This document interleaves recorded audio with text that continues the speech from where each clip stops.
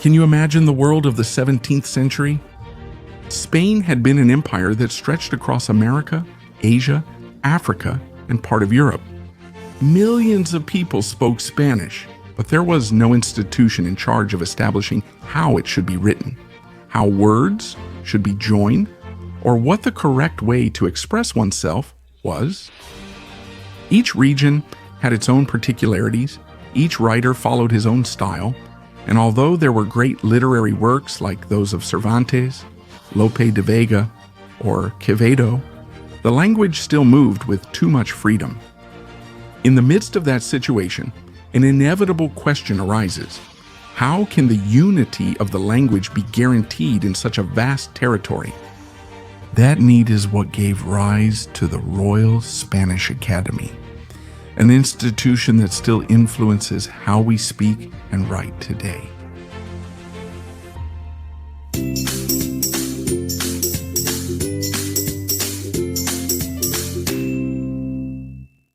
To understand how the real Academia Española came about, we have to imagine how the Spanish language worked before its creation.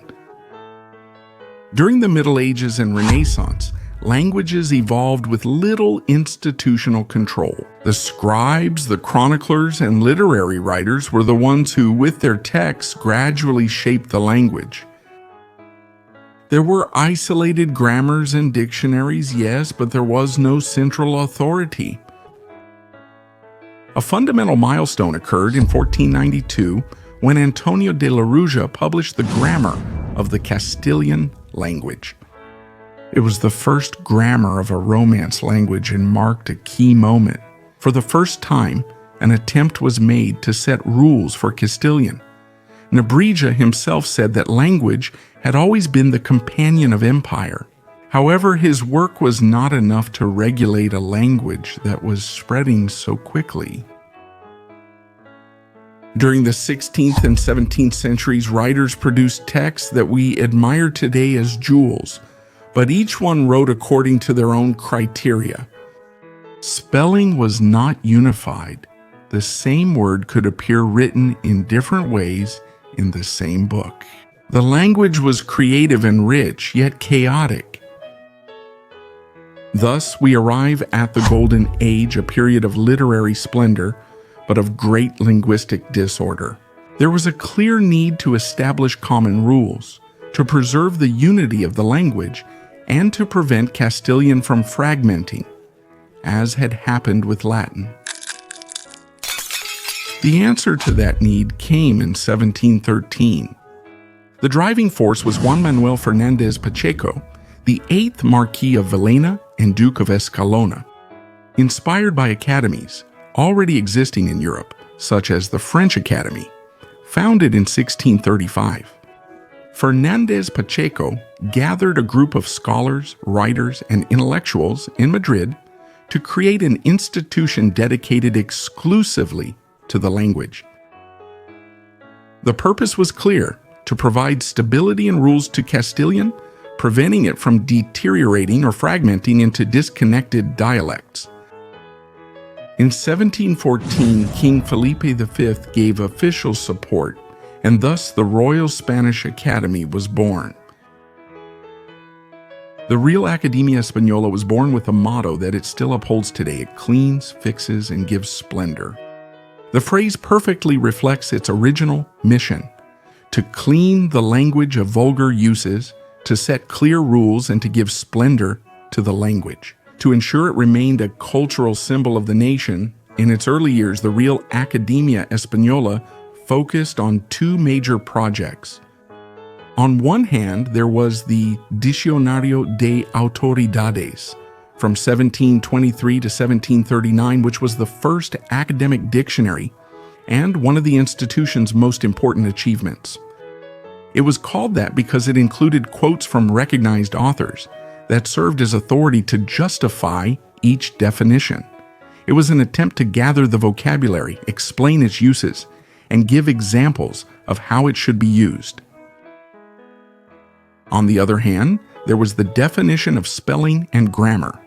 Little by little, the real Academia Española began to establish spelling criteria, reducing the great variety of forms that existed. The idea was to unify the writing of the language in all the territories of the Spanish-speaking world.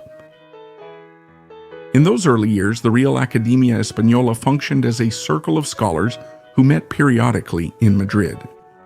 They had a vision of public service, convinced that protecting the language was protecting the cultural identity of all Spain and its domains. Before we continue, don't forget to subscribe to this channel and turn on the notification bell to get notified about new videos. The creation of the Real Academia Española was not without criticism or difficulties. Some saw it as an elite club, too concerned with cultured language and disconnected from everyday speech. However, little by little, it consolidated its authority, especially because its work filled an obvious gap. During the 18th century, the Academy continued publishing editions of its dictionary and promoted spelling simplification. For example, it decided to eliminate letters that were no longer used in practice, such as the C, cedilla, or the X in certain contexts, making way for forms closer to those used today. In the 19th century, Spanish was already a language of global reach. After Latin American countries gained independence, the Real Academia Española faced a greater challenge: how to keep the language unified when it was no longer controlled only by Spain. The answer was gradual and strategic. Instead of trying to impose rules from Madrid, the Real Academia Española promoted the founding of academies in every Latin American country.